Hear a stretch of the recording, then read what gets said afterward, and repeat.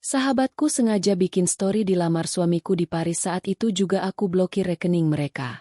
Sebelum lanjut ke cerita selanjutnya, yuk subscribe dan like. Absen dulu di kolom komen ya ah. Langit Jakarta sore itu memantulkan warna jingga yang hangat di jendela kaca apartemen mewah Rina. Di tangannya, sebuah bingkai foto perak berkilauan, menampakkan potret 3 orang yang tersenyum lebar. Dirinya, suaminya Doni, dan sahabat terbaiknya, Sarah. Foto itu diambil setahun yang lalu, pada hari ulang tahun pernikahannya yang kelima.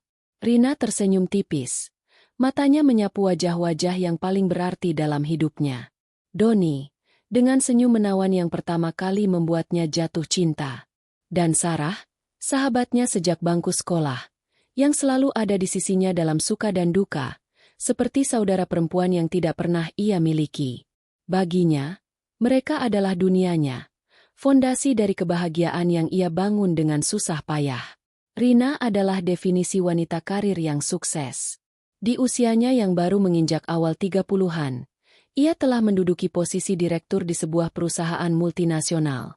Jadwalnya padat, pikirannya selalu berputar antara target, rapat, dan strategi bisnis. Namun, semua kerja keras itu ia lakukan bukan hanya untuk dirinya sendiri. Baginya, kesuksesan terasa hampa jika tidak bisa dibagikan. Ia ingin memberikan kehidupan terbaik untuk Doni dan memastikan persahabatannya dengan Sarah tak akan lekang oleh waktu, seberapapun sibuknya ia. Bulan ini adalah bulan yang spesial. Seminggu lagi adalah perayaan ulang tahun pernikahannya yang ke-6 dengan Doni, dan tepat 2 hari setelahnya adalah perayaan 15 tahun persahabatannya dengan Sarah. 2 tonggak sejarah dalam hidupnya yang terjadi berdekatan. Sebuah ide cemerlang tiba-tiba muncul di benaknya. Sebuah gagasan yang begitu megah hingga membuat jantungnya berdebar kencang karena antusiasme. Paris, kota cinta. Tempat paling romantis di dunia untuk merayakan 2 cinta terbesar dalam hidupnya. Bukan sekadar liburan. Ini akan menjadi sebuah persembahan, sebuah monumen untuk hubungan mereka. Malam itu, saat makan malam, Rina mengumumkan rencananya. "Aku punya kejutan," katanya. Matanya berbinar menatap Doni dan Sarah yang duduk di seberang meja. "Untuk merayakan ulang tahun pernikahan kita dan persahabatan kita, aku sudah memesan tiket untuk kita bertiga. Kita akan ke Paris." Reaksi mereka persis seperti yang ia harapkan. Doni terbelalak, lalu tertawa keras sambil memeluknya erat. "Sayang, kamu serius? Paris? Itu luar biasa," serunya. Sarah menutup mulutnya dengan kedua tangan. Matanya berkaca-kaca. "Rin, kamu yang terbaik. Aku tidak tahu harus bilang apa. Ini seperti mimpi." Rina merasa hatinya membengkak karena bahagia. Inilah yang ia inginkan, melihat orang-orang yang ia cintai sebahagia ini. Ia tidak tanggung-tanggung dalam merencanakan perjalanan impian ini. 3 tiket pesawat kelas bisnis. Sebuah suite di hotel bintang 5 paling prestisius dengan pemandangan langsung ke Menara Eiffel yang megah, dan jadwal perjalanan yang telah ia susun dengan cermat untuk memastikan mereka merasakan semua keajaiban Paris. "Dan ini," kata Rina beberapa hari kemudian sambil menyerahkan 2 amplop kecil kepada mereka. "Aku sudah membuatkan kartu kredit tambahan untuk kalian berdua. Anggap saja ini uang saku. Aku tidak mau kalian menahan diri untuk membeli apapun yang kalian suka. Bersenang-senanglah sepuasnya." Doni menerima kartu itu dengan senyum lebar, mencium kening Rina. "Kamu terlalu memanjakan kami, sayang." Sarah memeluk Rina dengan erat. "Aku bersumpah akan menjaganya baik-baik, Rin. Terima kasih banyak." Namun, di tengah euforia persiapan, ada beberapa keanehan kecil yang, jika saja Rina lebih peka, akan menjadi pertanda badai yang akan datang. Suatu malam, saat mereka sedang melihat-lihat brosur tur, Rina menunjuk sebuah restoran klasik Prancis. "Bagaimana kalau kita makan malam di sini untuk merayakan anniversary kita?" usulnya pada Doni. Doni hanya melirik sekilas. Kelihatannya terlalu formal, sayang. Mungkin cari yang lain saja." Rina sedikit kecewa. Tapi kemudian Sarah menimpali dari sofa seberang. "Loh, bukannya ini restoran yang sering masuk majalah itu? Kelihatannya bagus kok, Don. Klasik dan romantis. Anehnya, sikap Doni langsung berubah. Ia menatap Sarah sejenak, lalu kembali ke brosur itu. Oh, ya? Kamu benar juga, Sar. Oke, baiklah. Kita coba di sana. Katanya seolah-olah itu adalah idenya sejak awal. Rina hanya menganggapnya sebagai hal sepele. Mungkin Doni lebih mempercayai selera Sarah dalam hal-hal seperti itu. Di lain waktu, Rina sedang sibuk dengan panggilan telepon dari kantornya, membahas urusan mendesak yang harus ia selesaikan sebelum berangkat. Dari sudut matanya, ia melihat Doni dan Sarah sedang bercakap-cakap di sudut ruangan. Mereka tertawa pelan, lalu bertukar pandang. Sebuah tatapan yang terasa begitu dalam dan penuh arti, yang langsung terputus saat mereka sadar Rina sedang melirik. Ada yang lucu? Tanya Rina setelah menutup telepon. Oh, tidak. Jawab Sarah cepat. Sedikit terlalu cepat. Kami hanya teringat kejadian konyol waktu kita liburan ke Bali dulu. Iya kan, Don? Doni mengangguk sambil tersenyum. Iya. Soal monyet yang mencuri kacamata Sarah. Kamu pasti lupa karena sibuk kerja saat itu. Rina tertawa, mengabaikan perasaan janggal yang sempat menyelinap di hatinya. Tentu saja mereka punya kenangan sendiri. Mereka sering menghabiskan waktu bersama saat Rina terjebak dalam kesibukan. Ia percaya pada mereka. Kepercayaan itu adalah pilar hidupnya. Sesuatu yang tidak akan pernah ia ragukan. Ia terlalu dibutakan oleh cintanya, oleh keyakinannya pada kesetiaan mereka, sehingga ia menolak untuk melihat retakan-retakan kecil yang mulai muncul di fondasi dunianya yang sempurna. Ia memilih untuk melihat apa yang ingin ia lihat. Suami yang penuh kasih dan sahabat yang setia, yang akan segera berbagi petualangan seumur hidup dengannya di kota paling romantis di dunia. Udara Paris di awal musim semi menyambut mereka dengan kesejukan yang renyah. Sebuah kontras yang menyenangkan dari panas Jakarta yang mereka tinggalkan. Selama penerbangan 12 jam di kelas bisnis, Rina hampir tidak bisa tidur. Jantungnya berdebar-debar penuh antisipasi, seperti anak kecil yang menunggu fajar di hari ulang tahunnya. Ia menatap Doni dan Sarah, melihat mereka tertidur pulas, dan senyum tak bisa lepas dari wajahnya. Momen ini, perjalanan ini, adalah hadiahnya untuk mereka, dan kebahagiaan mereka adalah kebahagiaannya. Setibanya di Bandara Charles de Gaulle, sopir pribadi yang telah Rina atur sudah menunggu, memegang papan nama bertuliskan, Madam Rina. Kemewahan itu membuat Sarah terkesiap dan Doni menepuk punggung Rina dengan bangga. Perjalanan menuju hotel melewati jalanan kota yang ikonik, dengan bangunan-bangunan klasik berarsitektur Haussmann dan kafe-kafe trotoar yang ramai. Rina menempelkan wajahnya ke jendela, menyerap setiap detail, setiap pemandangan, seolah mencoba mengukir semuanya dalam ingatan. Hotel mereka adalah perwujudan dari kemegahan. Lobi marmer yang berkilauan, lampu kristal raksasa yang menggantung anggun, dan staf yang menyambut mereka dengan keramahan sempurna. Namun, semua itu tidak ada artinya dibandingkan dengan pemandangan dari suite mereka. Begitu bellboy membuka pintu, mata Rina langsung tertuju pada jendela setinggi langit-langit di ujung ruangan. Di sana, dalam segala keagungannya, berdiri menara Eiffel, begitu dekat seolah-olah ia bisa menjangkaunya dengan tangannya. Rin, ini tidak nyata, bisik Sarah. Suaranya syarat dengan kekaguman.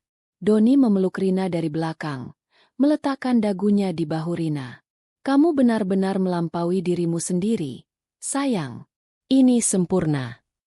Rina memejamkan mata sejenak, merasakan kebahagiaan murni yang membanjiri dirinya. Impiannya terwujud. 3 hari pertama di Paris terasa seperti halaman-halaman dari dongeng. Rina adalah seorang perencana yang teliti. Ia telah menyusun jadwal yang memadukan wisata ikonik dengan waktu santai untuk menikmati suasana kota. Mereka mengunjungi Katedral Notre Dame yang agung, merasakan aura magis di antara para seniman di Montmartre, dan tersesat di lorong-lorong artistik Museum Louvre. Bagi Rina, setiap momen adalah kesempatan untuk menciptakan kenangan.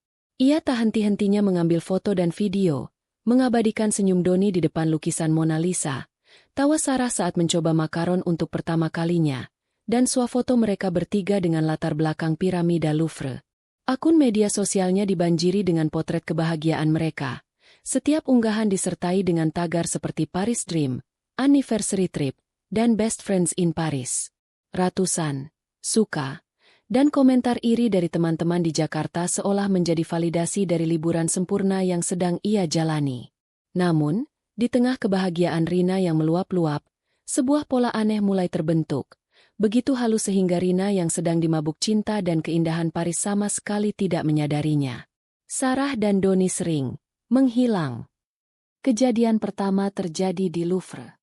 Setelah 2 jam mengagumi mahakarya dari era Renaissance, Rina ingin sekali melihat koleksi Mesir kuno. Ayo, aku dengar sarkofagusnya luar biasa. Ajaknya bersemangat. Kamu duluan saja, Rin, kata Sarah tiba-tiba. Aku justru ingin sekali melihat patung Venus de Milo. Tadi kita melewatinya, tapi aku belum sempat memperhatikannya dengan saksama. Oh, baiklah, jawab Rina. Aku akan menunggumu di dekat pintu keluar sayap Mesir. Aku temani Sarah. Doni menimpali dengan cepat. Kasihan dia sendirian, nanti tersesat di museum sebesar ini. Rina hanya tersenyum dan mengangguk. Ide bagus. Sampai ketemu nanti. Ia pun berjalan sendirian, larut dalam kekaguman pada artefak-artefak kuno. 1 jam berlalu. Rina sudah selesai dan menunggu di tempat yang dijanjikan, tetapi mereka belum juga muncul. 15 menit kemudian, barulah mereka datang dengan napas sedikit terengah-engah. Maaf, Rin, kami lama, kata Sarah. Ternyata setelah dari Venus de Milo, kami tertarik melihat lukisan-lukisan Belanda. Waktu jadi tidak terasa. Tidak apa-apa, jawab Rina riang. Yang penting kalian bersenang-senang. Ia tidak mempertanyakan mengapa mereka butuh lebih dari 1 jam untuk melakukan itu semua, atau mengapa pipi Sarah tampak sedikit merona dan rambut Doni sedikit berantakan. Pola itu terulang keesokan harinya saat mereka menyusuri tepi sungai Seine. Rina sedang asyik memotret jajaran gembok cinta di Pont des Arts. Aku mau beli crepe di kedai ujung sana, kelihatannya enak, ujar Sarah sambil menunjuk ke arah yang berlawanan. Beberapa detik kemudian, Doni menepuk pundak Rina. Sayang, aku mau ke kios souvenir di belakang sana sebentar. Aku lihat ada miniatur Eiffel yang bagus untuk oleh-oleh mama. Oke, hati-hati ya, jawab Rina tanpa mengalihkan pandangannya dari kamera. Ia terlalu fokus mencari sudut terbaik. Jika saja ia berbalik, ia akan melihat Doni dan Sarah tidak berjalan ke arah yang mereka sebutkan. Sebaliknya, mereka bertemu di sebuah tikungan kecil yang tersembunyi dari pandangan, berbagi crepe yang sama sambil tertawa pelan. Tangan mereka saling bertautan erat di tempat yang tak bisa dilihat oleh Rina. Rina, dalam dunianya yang sempurna, menafsirkan semua ini sebagai hal yang positif. Ia senang mereka tidak selalu bergantung padanya. Ia mengira mereka hanya ingin menikmati liburan ini dengan cara mereka sendiri, memiliki sedikit ruang untuk petualangan pribadi. Ia merasa ini adalah tanda persahabatan dan pernikahan yang sehat, di mana setiap individu masih memiliki kebebasan. Ia tidak melihatnya sebagai konspirasi, melainkan sebagai kemandirian. Ia terlalu sibuk merasakan keajaiban Paris. Ia terlalu terpesona oleh cahaya keemasan yang menyinari jembatan Alexander III saat senja, oleh alunan akordeon yang dimainkan musisi jalanan, oleh rasa anggur merah yang nikmat saat makan malam. Baginya, Paris adalah simfoni romantis, dan ia adalah dirigennya. Ia tidak menyadari ada 2 musisi dalam orkestranya yang memainkan melodi sumbang, sebuah lagu rahasia yang hanya mereka berdua yang tahu. Malam keempat di Paris adalah malam yang telah Rina tandai sebagai puncak dari seluruh perjalanan mereka. Ini adalah malam perayaan ulang tahun pernikahan ke-6-nya dengan Doni. Udara terasa lebih dingin dari biasanya, tetapi langit cerah bertabur bintang, seolah alam semesta turut merestui malam yang telah ia rancang dengan begitu sempurna. Restoran yang ia pilih, Le Ciel de Paris, terletak di lantai 56 Tour Montparnasse, menawarkan pemandangan panorama kota yang tak tertandingi, dengan menara Eiffel sebagai bintang utamanya. Saat mereka melangkah keluar dari lift, Rina merasakan napasnya tertahan. Seluruh dinding restoran terbuat dari kaca, menyajikan Paris dalam hamparan permadani cahaya yang berkilauan. Dan di sana, tepat di seberang, Menara Eiffel berdiri anggun, bermandikan cahaya keemasan. Meja mereka adalah yang terbaik di tempat itu, terletak di sudut jendela, memberikan mereka pemandangan paling pribadi dan dramatis. "Rin, ini spektakuler," puji Sarah. Matanya membelalak takjub. Donnie tersenyum, menggenggam tangan Rina. "Kamu selalu tahu cara membuat setiap momen menjadi istimewa. Sayang, selamat ulang tahun pernikahan." Ia mencium pipi Rina, sebuah gestur yang terasa sedikit terburu-buru dan hampa, tetapi Rina terlalu bahagia untuk menyadarinya. Makan malam berlangsung seperti sebuah adegan dalam film romantis. Mereka memesan hidangan Prancis terbaik, ditemani sebotol sampanye mahal. Rina mengangkat gelasnya. "Untuk kita," katanya, matanya berkaca-kaca karena haru. "Untuk 6 tahun yang indah bersamamu, Don. Dan untuk persahabatan kita yang tak ternilai, Sar. Aku tidak bisa meminta kehidupan yang lebih baik dari ini." "Untuk kita," balas Donnie dan Sarah serempak. Denting gelas mereka terdengar nyaring di tengah alunan musik piano yang lembut.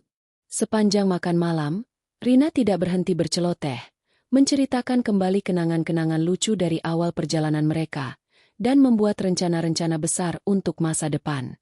Ia sama sekali tidak memperhatikan kegelisahan yang terpancar dari Donnie.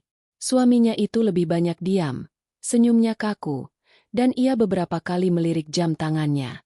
Ia juga tidak menangkap sinyal-sinyal aneh antara Donnie dan Sarah, sebuah sentuhan singkat di bawah meja yang ia kira tak sengaja, atau tatapan mata penuh arti yang mereka tukar saat Rina sedang sibuk mengagumi pemandangan. Rina mengira kegugupan mereka adalah bagian dari antisipasi untuk kejutan yang mungkin telah mereka siapkan untuknya. Setelah hidangan penutup disajikan, Donnie berdeham. "Makan malamnya luar biasa, sayang. Tapi aku punya ide yang lebih baik. Pertunjukan lampu di menara akan dimulai sebentar lagi. Bagaimana kalau kita melihatnya dari dekat? Dari Champ de Mars. Aku punya kejutan besar di sana." Jantung Rina berdebar kencang.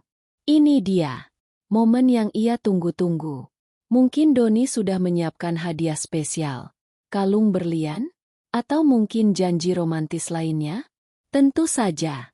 "Ayo," serunya antusias.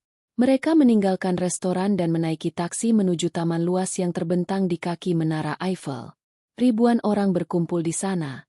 Semua menengadah dengan penuh harap. Donnie memimpin mereka melewati kerumunan, mencari tempat yang sedikit lebih tenang dan terpencil di bawah naungan sebatang pohon. Dari sana, pemandangan menara terlihat sempurna, menjulang tinggi ke langit malam. "Oke, di sini saja," kata Donnie. Suaranya terdengar sedikit bergetar. Tepat pada pukul 10 malam, keajaiban terjadi. Seluruh kerangka baja Menara Eiffel tiba-tiba meledak dalam ribuan cahaya putih yang berkelip-kelip, menari-nari seperti berlian yang ditaburkan di angkasa. Kerumunan orang bersorak kagum. Rina menatap pemandangan itu dengan napas tertahan, merasakan lengan Donnie melingkari pinggangnya. "Indah sekali," bisik Rina. "Sangat indah," jawab Donnie. Tetapi Rina tidak menyadari bahwa tatapan suaminya tidak lagi tertuju pada menara. Donnie melepaskan pelukannya, lalu berbalik menghadap Rina dan Sarah. Ia menarik napas dalam-dalam. "Rin, Sar, aku membawa kalian ke sini karena ini adalah momen yang sangat penting. Selama ini aku mencari-cari arti kebahagiaan sejati. Aku pikir aku sudah menemukannya. Tapi ternyata aku salah. Kebahagiaan sejati adalah saat kamu menemukan belahan jiwa, seseorang yang membuat duniamu terasa lengkap, seseorang yang tidak bisa kamu bayangkan hidup tanpanya." Rina tersenyum. Hatinya meleleh mendengar kata-kata puitis itu. Matanya mulai basah oleh air mata bahagia. Inilah pengakuan cinta termanis yang pernah ia dengar dari Donnie. Lalu, Donnie bergerak. Ia menekuk satu lututnya, berlutut di atas rumput yang lembab. Rina menutup mulutnya dengan tangan. Isak tangis bahagia nyaris lolos dari bibirnya. Waktunya telah tiba. Namun, sesuatu yang ganjil terjadi. Sesuatu yang begitu salah hingga otaknya butuh beberapa detik untuk memprosesnya. Donnie, yang sedang berlutut itu, tidak menghadap ke arahnya. Ia sedikit memutar tubuhnya. Matanya menatap lurus ke arah Sarah. Dari saku jasnya, Doni mengeluarkan sebuah kotak bludru biru tua. Dengan gerakan mantap, ia membukanya. Di dalamnya, sebuah cincin berlian berkilau di bawah cahaya menara yang berkelip, memantulkan ribuan titik cahaya yang menyakitkan. "Sarah," kata Doni. Suaranya terdengar jelas dan mantap di tengah keheningan yang tiba-tiba menyelimuti mereka bertiga. "Aku tahu ini gila. Aku tahu ini salah. Tapi aku tidak bisa membohongi hatiku lagi. Setahun terakhir ini bersamamu adalah tahun paling membahagiakan dalam hidupku. Kamulah belahan jiwaku. Di depan Rina, di depan Tuhan, dan di depan kota paling romantis di dunia ini, aku ingin bertanya." Waktu seolah berhenti bagi Rina. Senyum di wajahnya membeku, lalu perlahan luntur seperti ket basah yang tersiram hujan. Suara Doni terdengar berdengung di telinganya. "Sarah Adeline, maukah kamu menikah denganku?" Sarah sudah menangis, tetapi itu bukan tangisan terkejut.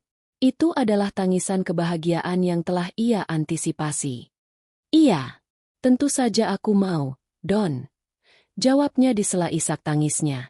Doni menyematkan cincin itu ke jari manis Sarah. Ia lalu berdiri dan mereka berciuman. Sebuah ciuman yang dalam, penuh gairah, dan tanpa keraguan sedikit pun. Mereka berciuman seolah-olah hanya ada mereka berdua di dunia, di bawah gemerlap menara Eiffel, tepat di depan Rina yang kini berdiri seperti patung es. Dunianya hancur berkeping-keping dalam sekejap. Kelip-kelip cahaya menara Eiffel yang tadinya magis kini terasa seperti ribuan jarum tajam yang menusuk mata Rina. Dunia di sekelilingnya menjadi sunyi senyap. Suara sorak-sorai kerumunan, alunan musik dari kejauhan, bahkan desau angin, semuanya lenyap, tergantikan oleh dengung memekakan di telinganya. Ia berdiri terpaku, sebuah patung tragedi di tengah lautan kebahagiaan orang asing. Di hadapannya, dua orang yang paling ia cintai di dunia masih terbuai dalam ciuman mereka. Siluet mereka tergambar jelas dengan latar belakang menara yang berkilauan. Pengkhianatan itu begitu nyata, begitu brutal, hingga rasanya seperti paru-parunya lupa cara bekerja. Gambar menara Eiffel berkelip di malam hari. Saat bibir mereka akhirnya terpisah, mereka menoleh ke arah Rina. Ada kilatan kemenangan di mata Sarah, bercampur dengan sebersit rasa bersalah yang tampak palsu. Wajah Doni, di sisi lain, mengeras menjadi topeng pembelaan diri yang angkuh, seolah ia adalah pahlawan dalam cerita tragisnya sendiri. "Rin, aku..." Sarah memulai, suaranya bergetar, tetapi kalimat itu menggantung di udara, tak berdaya. Apa yang bisa ia katakan? Kata-kata apa yang bisa menjembatani jurang pengkhianatan yang baru saja ia ciptakan? Doni melangkah maju, menarik Sarah ke sisinya seolah melindunginya dari Rina. "Sudah cukup, Sarah. Rina harus tahu yang sebenarnya," katanya dengan nada datar.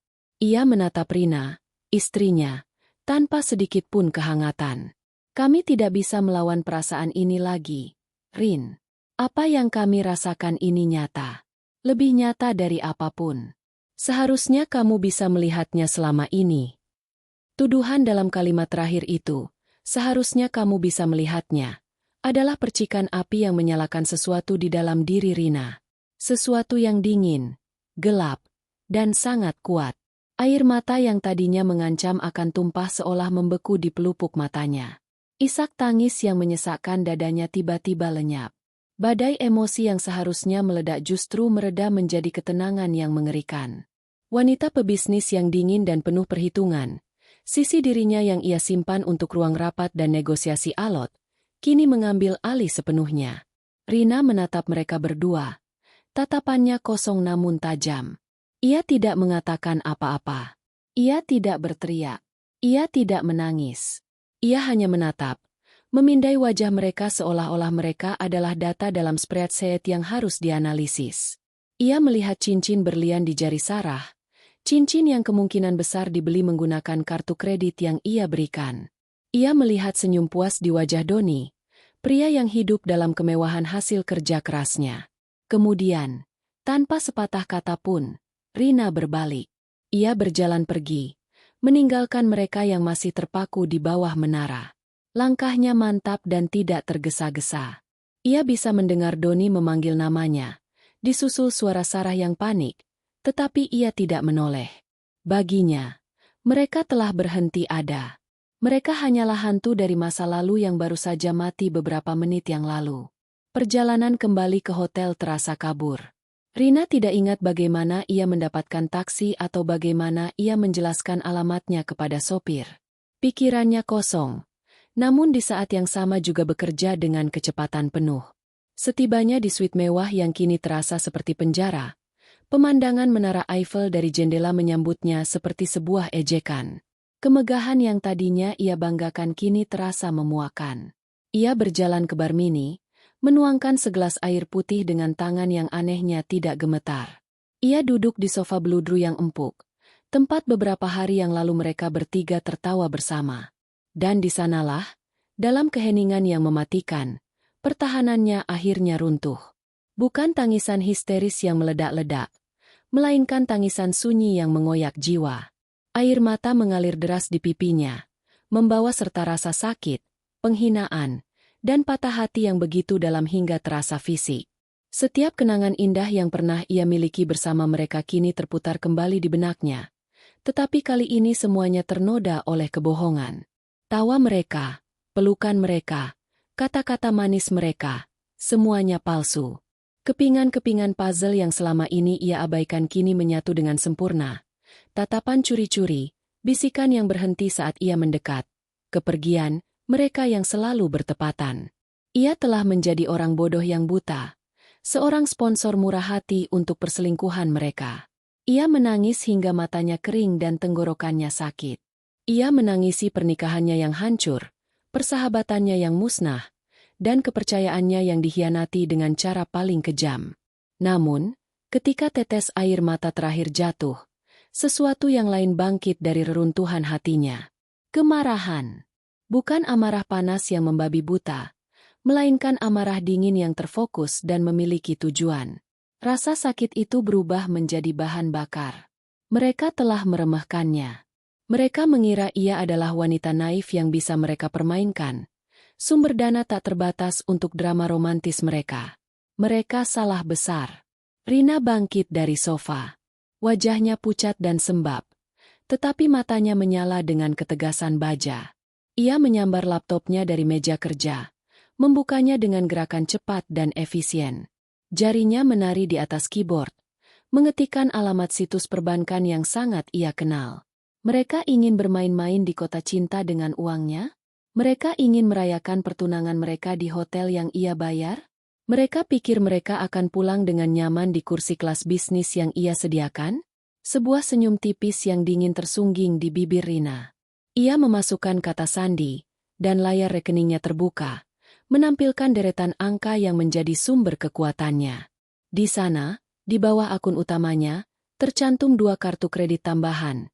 Satu atas nama Doni Wiryawan, satu lagi atas nama Sarah Adeline. Jarinya bergerak di atas trackpad. Kursor mengarah pada sebuah tombol virtual. Tombol yang sederhana namun memiliki kekuatan dahsyat.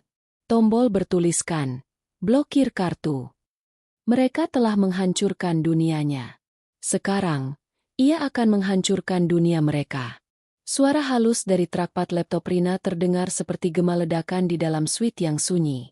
Kursor yang tadinya melayang di atas tombol, blokir kartu, untuk Doni Wiryawan kini telah menuntaskan tugasnya. Sebuah notifikasi hijau muncul. Kartu berhasil diblokir. Rina tidak berhenti. Tanpa jeda, tanpa keraguan, ia mengulangi proses yang sama untuk kartu atas nama Sarah Adeline. Klik kedua. Kartu berhasil diblokir. Sebuah helaan napas panjang keluar dari bibir Rina. Bukan napas lega, melainkan napas seorang jenderal yang baru saja melancarkan serangan pertamanya. Peperangan telah dimulai. Rasa sakit di hatinya belum hilang, tetapi kini terbungkus oleh lapisan es ketenangan yang mematikan. Air matanya sudah kering, digantikan oleh kobaran api dingin di matanya. Namun, memutus akses finansial mereka hanyalah langkah awal. Itu adalah serangan pembuka yang mengejutkan, tetapi Rina tahu ia harus mengamankan posisinya dan melenyapkan jejaknya sebelum musuh sempat menyusun pertahanan. Pikirannya, yang telah terlatih oleh bertahun-tahun mengelola bisnis, kini bekerja dengan presisi laser. Langkah kedua, mengamankan basis. Ia mengangkat telepon dan menghubungi resepsionis hotel. Selamat malam, ini Rina Wiryawan dari Suite Eiffel di kamar 3501. Katanya dengan suara yang tenang dan berwibawa, seolah-olah ia sedang menelepon untuk memesan layanan kamar, bukan untuk menghancurkan kehidupan suaminya. Saya ingin memberitahukan bahwa dua tamu yang terdaftar bersama saya, Tuan Doni Wiryawan dan Nona Sarah Adlini, tidak akan lagi menginap di suite ini. Tolong segera nonaktifkan kartu akses mereka. Semua tagihan mulai saat ini dan seterusnya akan menjadi tanggung jawab pribadi mereka dan tidak boleh dibebankan ke akun saya. Ada jeda sejenak di ujung telepon. Baik, Madam Wiryawan. Bisa saya konfirmasi, akses untuk Tuan Wiryawan dan Nona Adline dinonaktifkan segera. Segera, tegas Rina.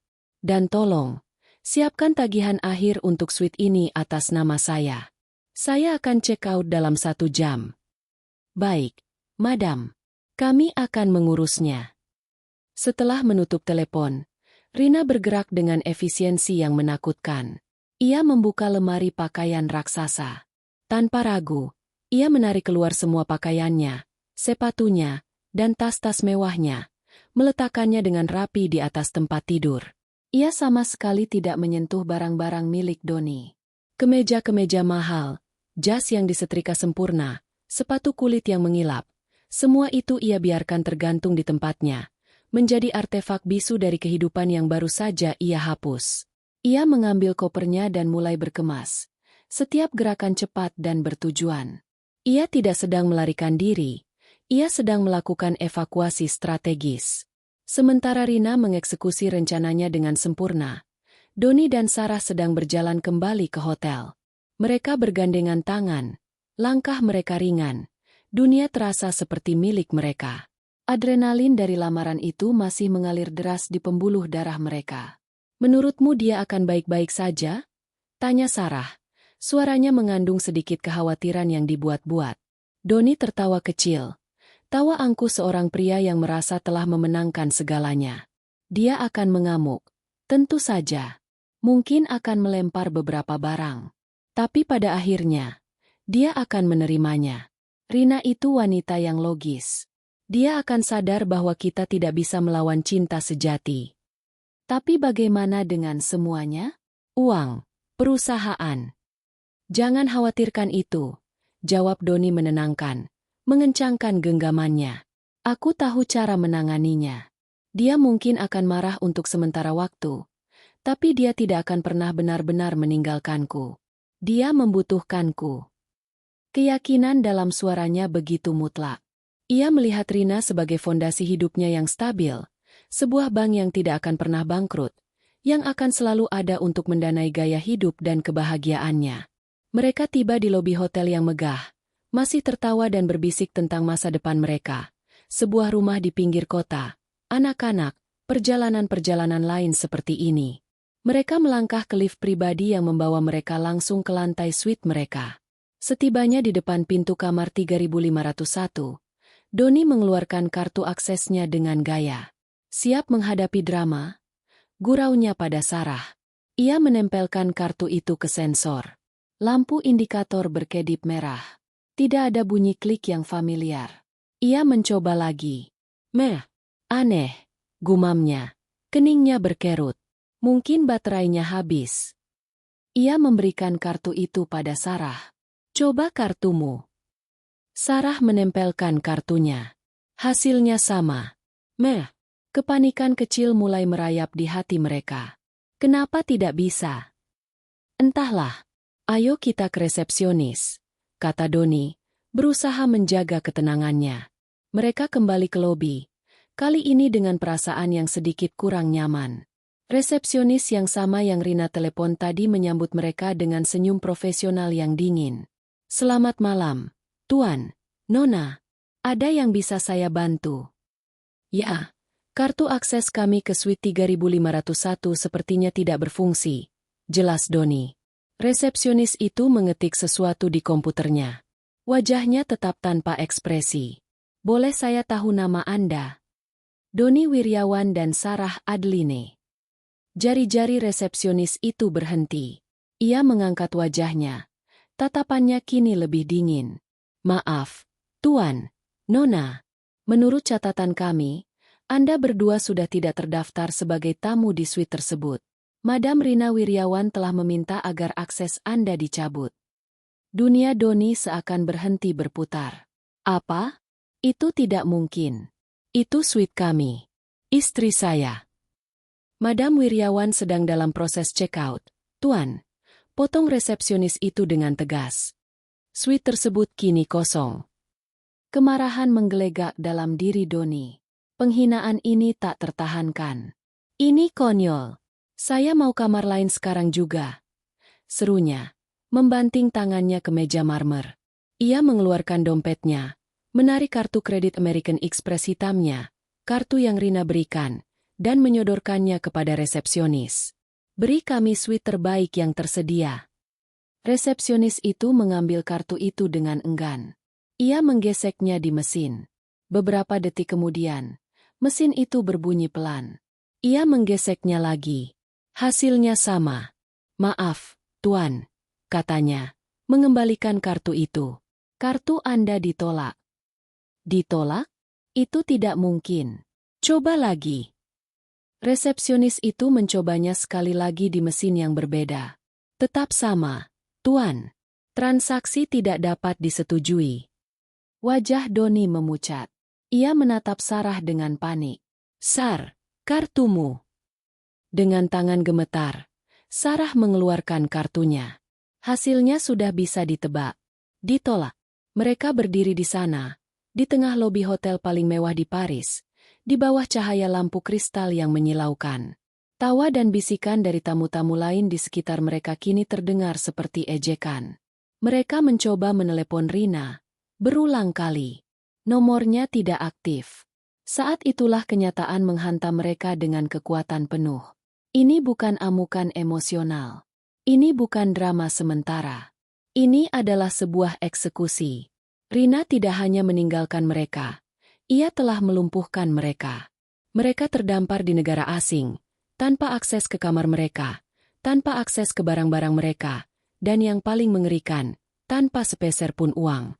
Mimpi indah mereka di kota cinta telah berubah menjadi mimpi buruk dalam sekejap mata. Lobi hotel yang tadinya terasa seperti istana pribadi kini berubah menjadi panggung penghakiman. Setiap bisikan dari tamu lain terdengar seperti cemoohan. Setiap tatapan penasaran terasa menusuk seperti pisau. Doni, yang seumur hidupnya terbiasa dihormati dan dilayani, kini berdiri membeku karena malu dan amarah. Topeng arogansinya retak, memperlihatkan kepanikan yang tak terkendali di bawahnya. Pasti ada kesalahan, raungnya pada resepsionis. Suaranya naik beberapa oktav. Saya adalah Doni Wiryawan. Cek lagi. Resepsionis itu tetap tenang, namun matanya memancarkan tatapan dingin yang tak bergeming. Tidak ada kesalahan, Tuan. Anda dan Nona Adeline diminta untuk meninggalkan area hotel. Jika tidak, saya terpaksa harus memanggil keamanan. Ancaman itu adalah tamparan terakhir. Keamanan. Kata itu menggema di kepala Doni. Mereka akan diusir seperti penjahat. Sarah, yang sedari tadi diam dengan wajah pucat, mulai terisak pelan. Cincin berlian di jarinya, yang beberapa jam lalu menjadi simbol kemenangan, kini terasa seperti borgol yang dingin dan berat. Don, ayo kita pergi, bisiknya, menarik lengan baju Doni. Ini memalukan. Dengan enggan, dikalahkan oleh tatapan tajam staf hotel dan rasa malu yang membakar, Doni akhirnya menyerah. Mereka berjalan gontai keluar melalui pintu putar kaca yang megah, meninggalkan kehangatan dan kemewahan di belakang mereka. Angin malam Paris yang dingin langsung menyergap, terasa jauh lebih menggigit daripada sebelumnya. Mereka kini berdiri di trotoar yang diterangi lampu jalan, tanpa tujuan, tanpa uang, dan tanpa tempat untuk kembali. Gambar jalanan kota Paris di malam hari. Apa yang kita lakukan sekarang? Tanya Sarah di sela isak tangisnya.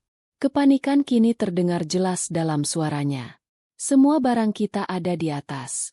Pakaianku, pasporku. Ya Tuhan, Doni, Paspor kita ada di brankas kamar. Kenyataan itu menghantam Doni seperti pukulan di perut. Tanpa paspor, mereka bahkan tidak bisa pergi ke kedutaan. Mereka benar-benar terperangkap. Ia merogoh sakunya, mencari ponselnya. Setidaknya mereka masih bisa berkomunikasi. Kita telepon Rina. Kita selesaikan ini, katanya dengan nada putus asa. Ia menekan nomor Rina. Tetapi yang terdengar hanyalah nada operator yang memberitahukan bahwa nomor yang dituju tidak dapat dihubungi. Ia mencoba lagi. Hasilnya sama. Dia memblokir nomorku. Coba telepon dari nomorku, desak Sarah. Mereka bertukar ponsel, tetapi hasilnya tetap sama. Rina telah memutus semua jalur komunikasi. Rasa putus asa mulai berganti menjadi kemarahan yang membara. Wanita gila itu, umpat Doni, menendang tempat sampah di dekatnya. Dia benar-benar merencanakan ini semua. Dia sengaja membuat kita terdampar. Lalu apa rencanamu, Don? Kamu bilang kamu bisa menanganinya. Kamu bilang dia tidak akan pernah meninggalkanmu. Serang Sarah. Air matanya kini bercampur dengan amarah. Lihat kita sekarang. Kita seperti gelandangan. Ini bukan salahku, balas Doni sengit. Kamu yang terus mendorongku untuk memberitahunya. Kamu yang bilang kita harus jujur. Jujur? Kamu melamarku di depan istrimu pada hari ulang tahun pernikahan kalian. Itu bukan kejujuran. Itu kekejaman. Kamu sengaja ingin menyakitinya, dan sekarang lihat apa yang terjadi. Argumen mereka semakin memanas. Suara mereka meninggi di jalanan Paris yang mulai sepi. Cinta sejati yang baru beberapa jam lalu mereka agung-agungkan kini mulai terkikis oleh saling menyalahkan. Mereka mencoba menghubungi beberapa teman di Jakarta. Tetapi perbedaan waktu membuat usaha mereka sia-sia. Saat itu tengah malam di Paris. Yang berarti masih pagi buta di Indonesia. Tidak ada yang mengangkat telepon. Satu-satunya teman yang berhasil mereka hubungi hanya bisa menawarkan simpati. Tanpa bisa mengirimkan uang karena tidak memiliki akses perbankan internasional yang instan. Dompet mereka benar-benar kosong. Setelah memeriksa setiap sudut, mereka hanya berhasil mengumpulkan beberapa koin euro, cukup untuk membeli sebotol air dan sepotong roti baget basi dari sebuah kios yang hampir tutup. Mereka memakannya dalam diam di sebuah bangku taman yang dingin, menatap menara Eiffel dari kejauhan. Kelip-kelip cahayanya yang meriah kini tampak seperti sedang menertawakan nasib mereka. Aku tidak percaya ini terjadi, lirih Sarah, menggigil kedinginan. Gaun malamnya yang tipis sama sekali tidak dirancang untuk menahan udara malam. Doni, yang hanya mengenakan setelan jas, juga merasakan dingin yang menusuk tulang. Kita harus mencari tempat untuk tidur, kata Doni, suaranya serak. Mereka berjalan tanpa tujuan. Melewati kafe-kafe yang mulai tutup dan toko-toko mewah yang memajang barang-barang yang tak akan pernah bisa mereka beli lagi. Mereka mencoba mencari penginapan murah, tetapi tanpa uang dan paspor, tidak ada satupun yang mau menerima mereka. Setiap pintu tertutup di depan wajah mereka. Malam semakin larut, jalanan semakin kosong. Kelelahan fisik dan emosional mulai mengambil alih. Akhirnya, mereka menemukan sebuah stasiun metro yang masih sedikit ramai. Di sanalah, di antara para pelancong yang kelelahan dan beberapa tunawisma yang mencari kehangatan, mereka menghabiskan sisa malam. Sarah tertidur dengan gelisah di bahu Doni. Air mata kering meninggalkan jejak di pipinya yang kotor. Doni tidak bisa tidur. Ia menatap langit-langit stasiun yang kusam. Pikirannya berpacu. Bayangan Rina terus muncul di benaknya. Bukan Rina yang lembut dan penuh cinta, melainkan Rina yang berdiri dengan tatapan dingin dan senyum tipis yang mengerikan. Ia telah meremehkan wanita itu. Ia mengira Rina adalah boneka cantik yang bisa ia kendalikan.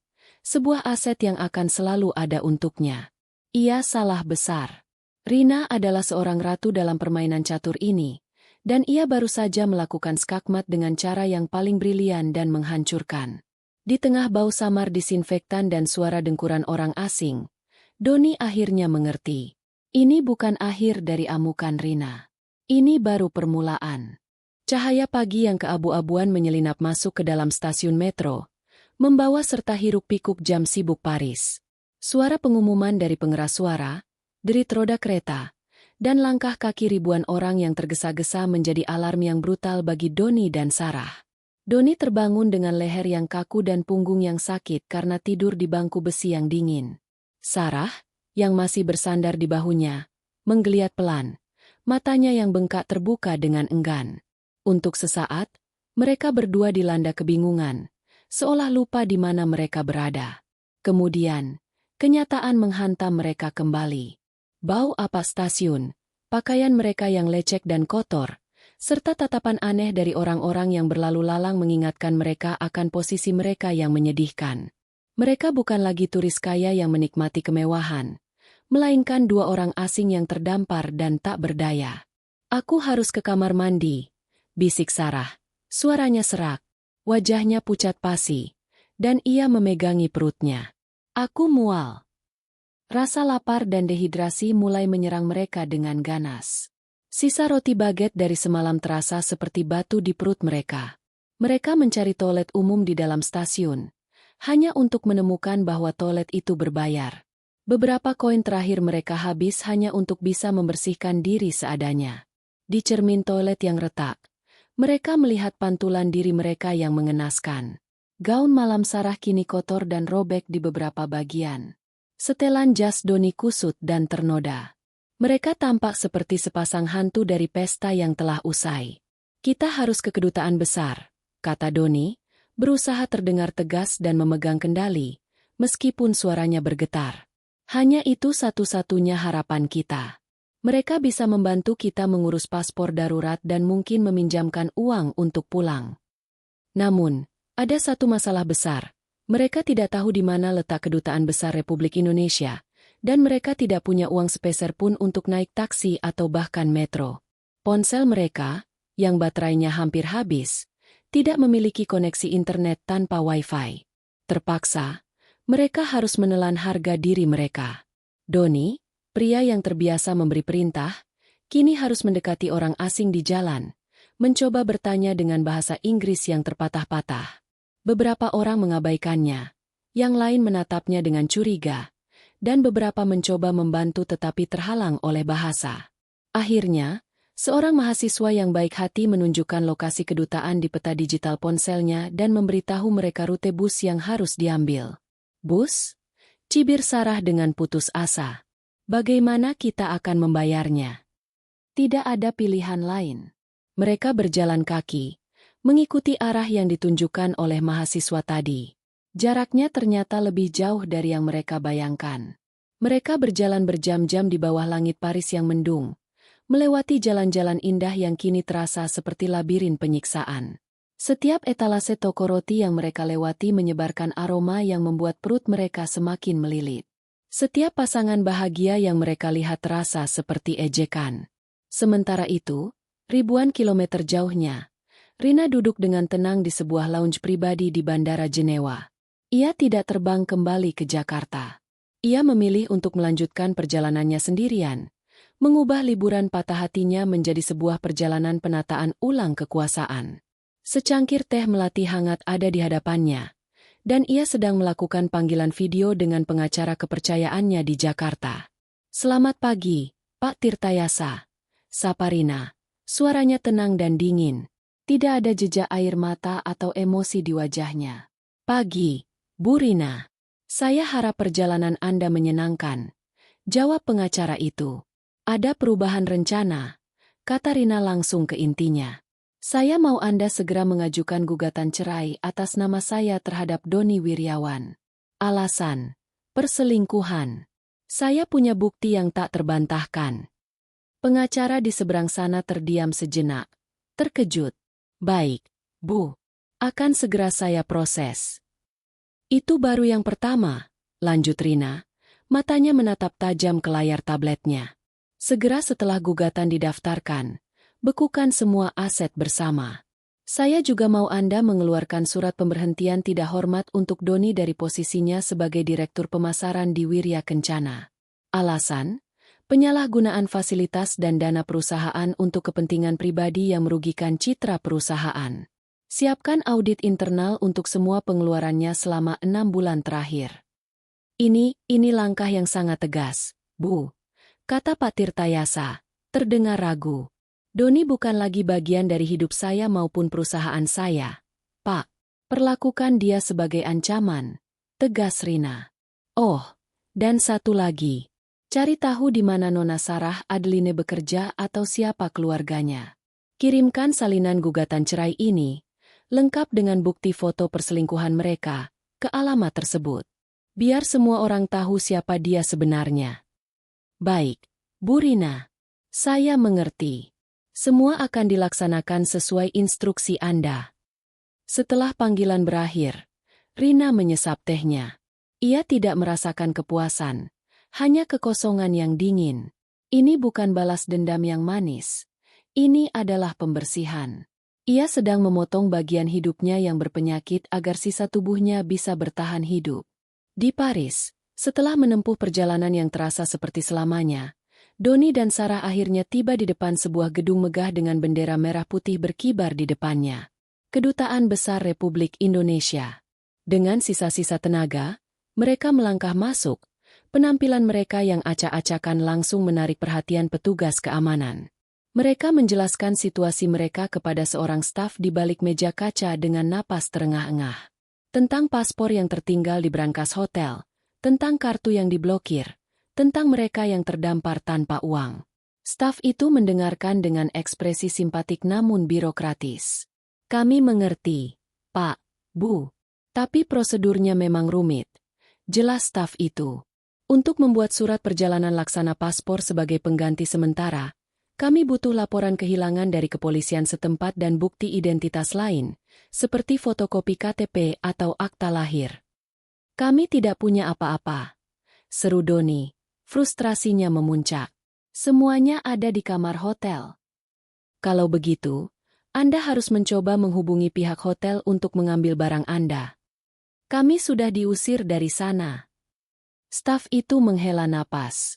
Baik, kami akan coba bantu hubungi hotel. Tapi untuk proses SPLP sendiri, setelah semua dokumen lengkap, bisa memakan waktu 3-5 hari kerja. Mengenai bantuan finansial, kami tidak memiliki anggaran untuk itu. Kami hanya bisa membantu menghubungi keluarga Anda di Indonesia. 5 hari kerja. Tanpa uang. Tanpa tempat tinggal. Harapan terakhir mereka runtuh di hadapan birokrasi yang tak bisa ditembus. Mereka terperangkap dalam mimpi buruk ciptaan mereka sendiri. Dan sepertinya tidak ada jalan keluar. Ruangan di kedutaan yang tadinya menjadi secercah harapan kini terasa seperti ruang sidang. Setiap kata dari staf birokrasi itu adalah palu godam yang meremukan sisa-sisa optimisme mereka.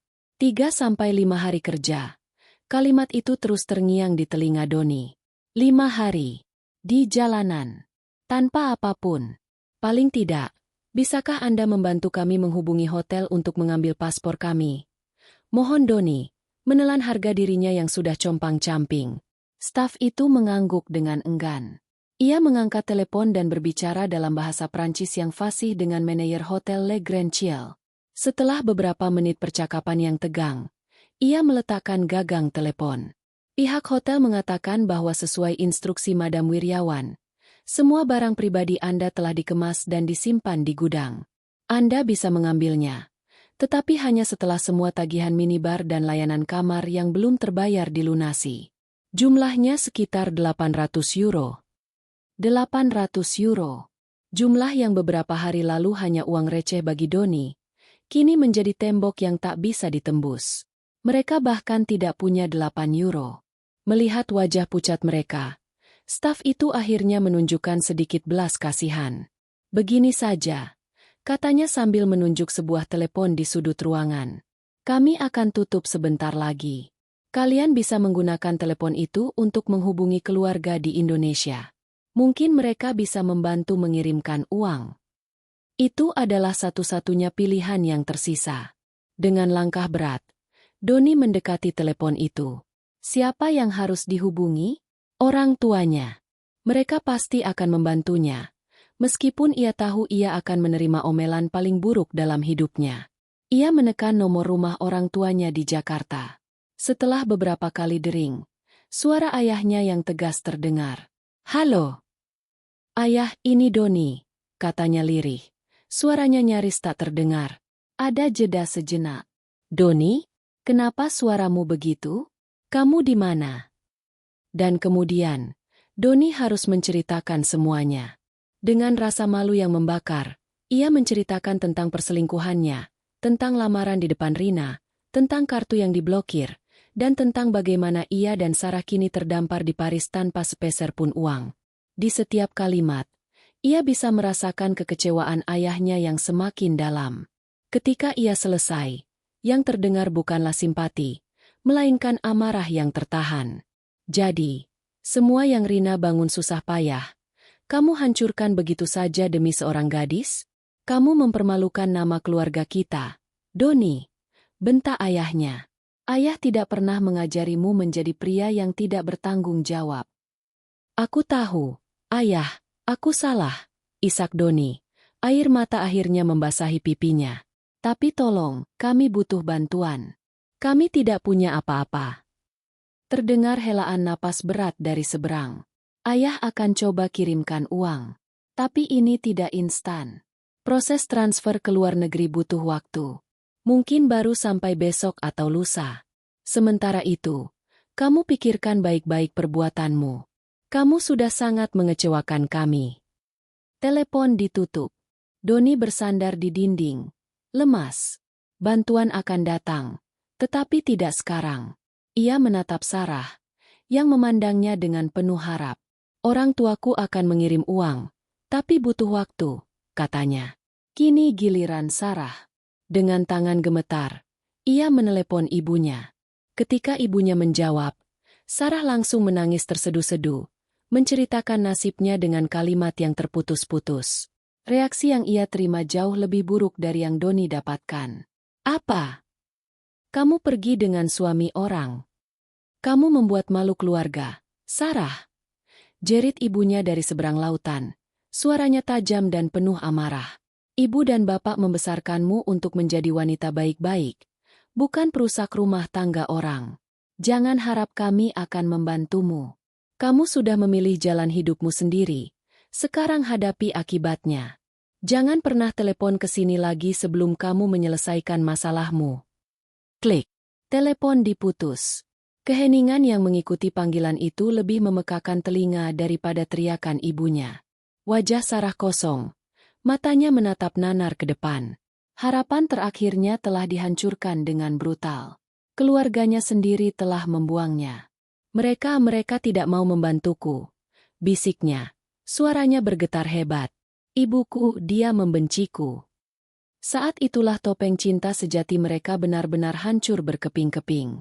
Bagus, cibir Doni dengan sinis. Keputusasaannya berubah menjadi kekejaman. Keluargamu sendiri saja tidak mau mengakuimu. Dan kamu berharap istriku akan menyerahkan semuanya padamu begitu saja? Sarah menatapnya dengan mata menyala-nyala karena sakit hati dan amarah.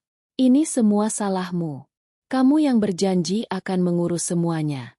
Kamu bilang Rina tidak akan berani berbuat apa-apa. Kamu bilang aku akan hidup bahagia. Dan kamu percaya begitu saja. Balas Doni. Tawanya terdengar getir. Kamu pikir cinta saja cukup?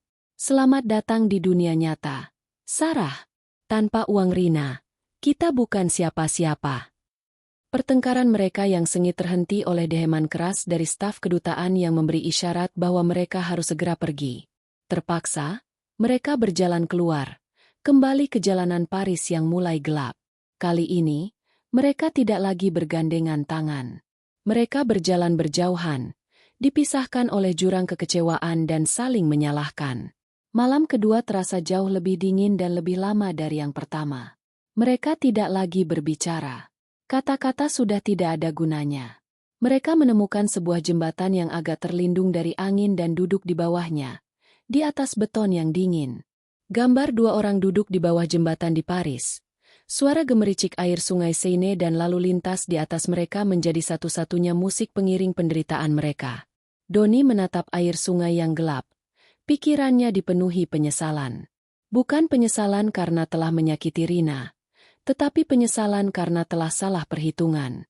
Ia menyesal telah meremehkan istrinya. Sarah, di sisi lain, menangis dalam diam.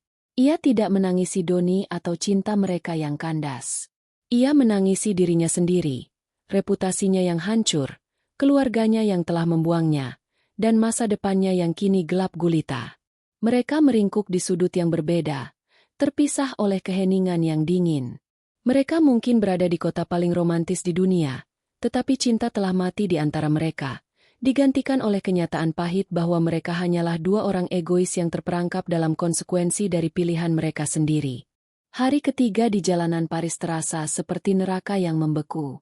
Rasa lapar yang tadinya hanya sekadar melilit kini telah berubah menjadi rasa sakit yang menusuk-nusuk. Pakaian mereka yang tipis dan kotor sama sekali tidak mampu menahan dinginnya angin musim gugur yang lembab. Doni dan Sarah tidak lagi terlihat seperti turis yang bernasib sial. Mereka kini benar-benar tampak seperti gelandangan.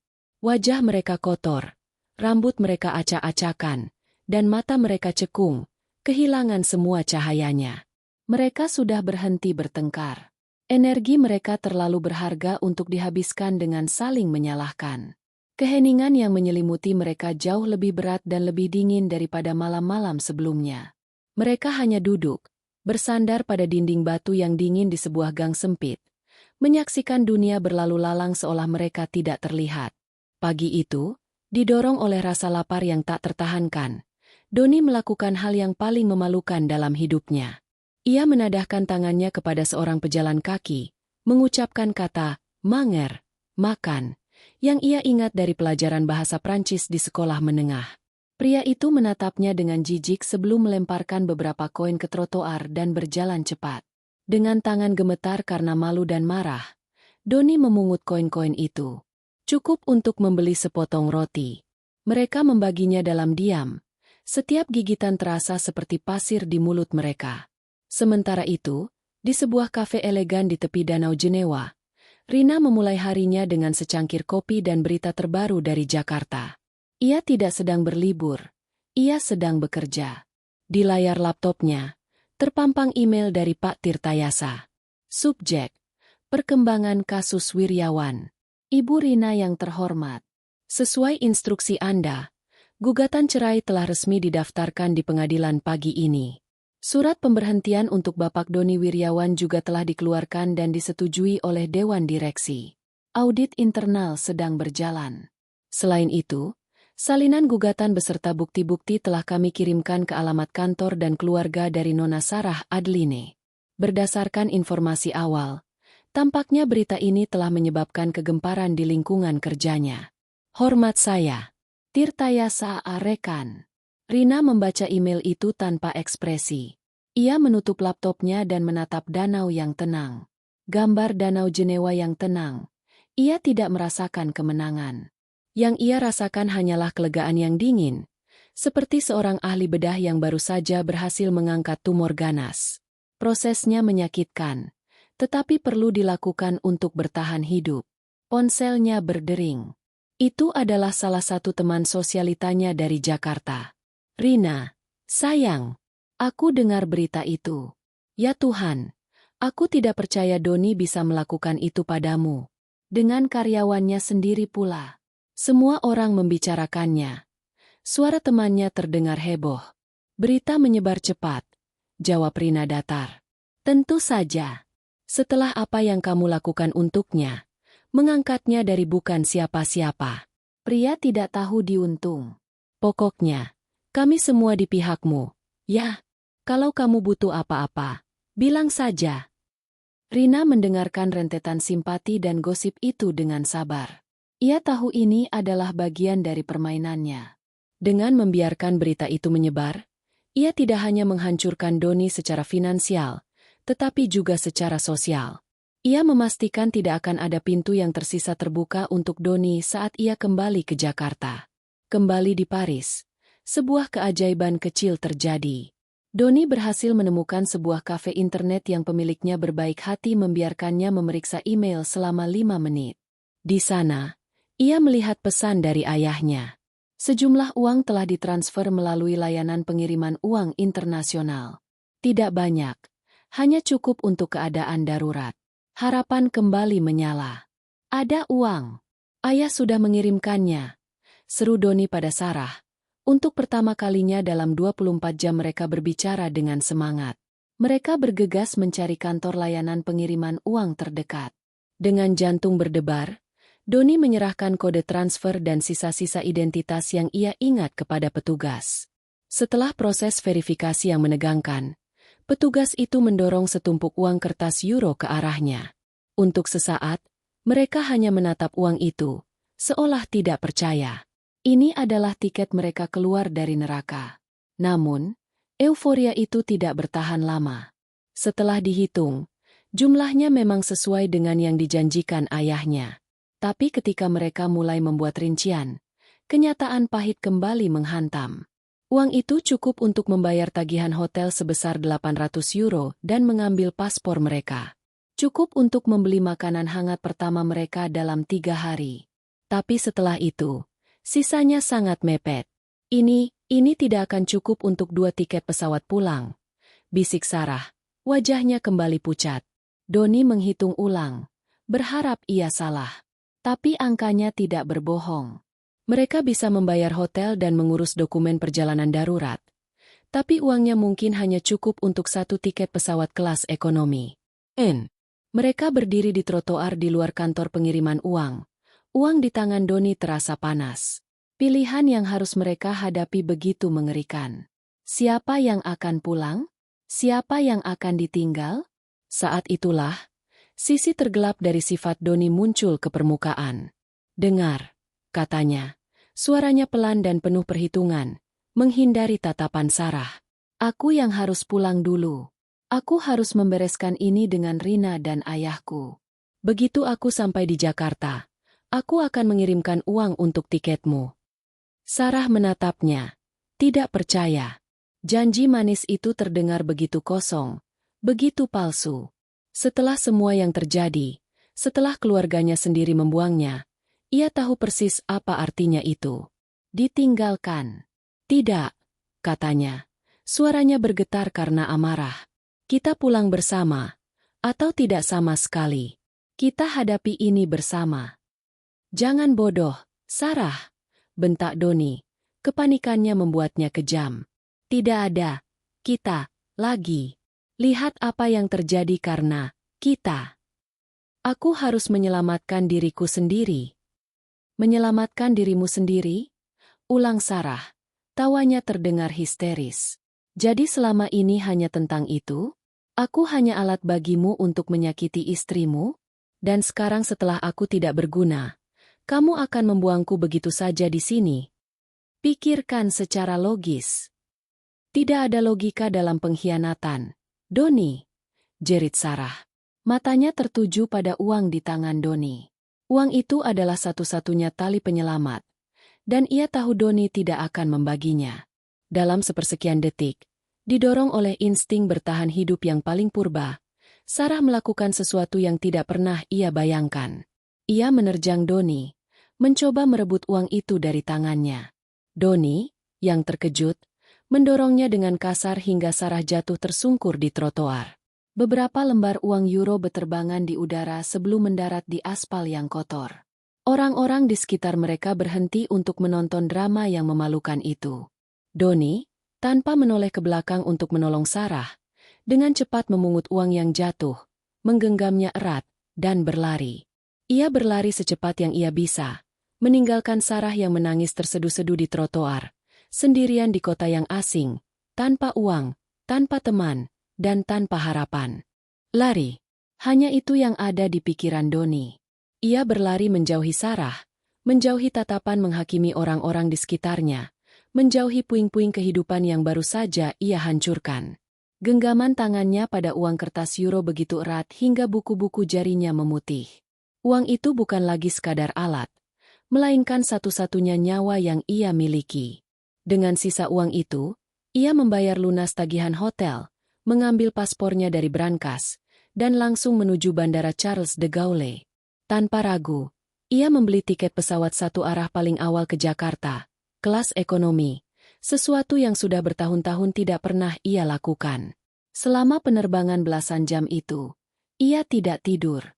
Ia hanya menatap kosong keluar jendela, pikirannya dipenuhi bukan oleh penyesalan atas perbuatannya, melainkan oleh strategi bagaimana ia bisa memutarbalikkan keadaan dan merebut kembali apa yang pernah menjadi miliknya. Di trotoar Paris, Sarah dibiarkan sendiri, hancur lebur. Tangisnya akhirnya mereda, digantikan oleh kekosongan yang menakutkan. Ia adalah seorang wanita tak dikenal di negara asing, tanpa identitas, tanpa uang, dan tanpa seorang pun yang bisa dihubungi. Entah bagaimana, dengan sisa tenaga yang ia miliki, ia berjalan kembali ke kedutaan besar. Penampilannya yang lebih mengenaskan dari sebelumnya membuat seorang staf wanita muda merasa iba. Melihat kondisi Sarah yang nyaris pingsan karena dehidrasi dan syok, staf itu membawanya ke ruang belakang, memberinya segelas air dan sepotong roti. Dengan sabar, ia membantu Sarah menghubungi satu-satunya orang yang belum ia coba, seorang bibi jauh yang selama ini jarang berkomunikasi dengannya. Ajaibnya, setelah mendengar cerita Sarah yang memilukan, sang bibi setuju untuk mengirimkan sedikit uang, cukup untuk mengurus dokumen perjalanan darurat dan membeli tiket pulang termurah, meskipun butuh beberapa hari hingga uang itu sampai. Selama hari-hari penantian itu, Sarah tinggal di sebuah penampungan wanita, sebuah pengalaman yang meruntuhkan sisa-sisa kesombongannya. Ketika Doni mendaratkan kakinya di Jakarta, ia menghirup udara yang lembab dengan perasaan aneh. Ia pulang bukan sebagai seorang direktur sukses, melainkan sebagai seorang buronan dari kesalahannya sendiri. Ia langsung menuju rumah orang tuanya, berharap mendapatkan perlindungan. Namun, yang ia temui adalah pintu yang tertutup rapat. Ayahnya menemuinya di teras. Wajahnya keras seperti batu. "Jangan masuk ke dalam rumah ini," kata ayahnya. Suaranya dingin tanpa emosi. "Kamu sudah mencoreng nama baik keluarga. Rina sudah mengirimkan surat cerai ke sini. Kamu juga sudah dipecat dari perusahaan. Semua fasilitasmu ditarik. Kamu bukan siapa-siapa lagi, Doni." "Ayah, tolong." "Mohon Doni." "Tidak ada tolong," potong ayahnya. "Kamu sudah dewasa. Kamu yang menabur. Kamu juga yang harus menuai. Anggap ini pelajaran paling berharga dalam hidupmu." Pintu ditutup, meninggalkan Doni sendirian di jalanan yang dulu menjadi kerajaannya. Beberapa minggu kemudian, di sebuah villa pribadi yang menghadap ke perbukitan hijau di Ubud, Bali, Rina duduk di teras, menikmati teh jahe hangat. Gambar teras villa di Ubud, Bali. Ia telah kembali ke Indonesia, tetapi ia tidak langsung kembali ke hiruk-pikuk Jakarta. Ia membutuhkan waktu untuk dirinya sendiri, untuk menyembuhkan luka batinnya. Proses perceraian berjalan lancar. Doni tidak punya kekuatan untuk melawannya. Perusahaan kini sepenuhnya berada di bawah kendalinya, dan ia telah menunjuk seorang direktur pemasaran baru yang jauh lebih kompeten. Ponselnya bergetar. Sebuah pesan masuk dari pengacaranya. "Proses perceraian telah final. Selamat, Bu Rina. Anda resmi bebas." Rina membaca pesan itu, lalu meletakkan ponselnya. Ia menatap hamparan sawah di depannya, merasakan embusan angin sejuk di wajahnya. Untuk pertama kalinya setelah sekian lama, ia tersenyum. Bukan senyum kemenangan atau kepuasan atas penderitaan orang lain, melainkan senyum tulus yang lahir dari kelegaan dan kedamaian. Ia telah melewati badai terburuk dalam hidupnya dan keluar menjadi pribadi yang lebih kuat, lebih bijaksana, dan lebih utuh. Di sudut lain dunia, Sarah akhirnya tiba kembali di Jakarta. Ia disambut oleh tatapan dingin keluarganya dan cemoohan dari lingkungan sekitarnya. Berita perselingkuhannya telah menyebar seperti api, membuatnya kehilangan pekerjaan dan teman-teman. Ia harus memulai hidupnya dari nol, membawa bekas luka dan pelajaran pahit yang akan ia tanggung seumur hidupnya. Dan Doni, pria yang pernah memiliki segalanya, kini tidak memiliki apa-apa. Ia kehilangan istri, kekasih, keluarga, pekerjaan, dan kehormatannya. Ia menjadi cerita peringatan, hantu yang berkeliaran di kota yang dulu ia kuasai, sebuah bukti hidup bahwa karma, terutama yang lahir dari pengkhianatan di kota cinta, akan selalu menemukan jalannya untuk menagih hutang. Rina menyesap tehnya sekali lagi, membiarkan kehangatannya menjalar ke seluruh tubuh. Ia tidak lagi menoleh ke belakang. Di hadapannya, mentari pagi terbit di atas perbukitan Bali, menjanjikan sebuah fajar yang baru, sebuah awal yang cerah, Sebuah kehidupan yang sepenuhnya miliknya.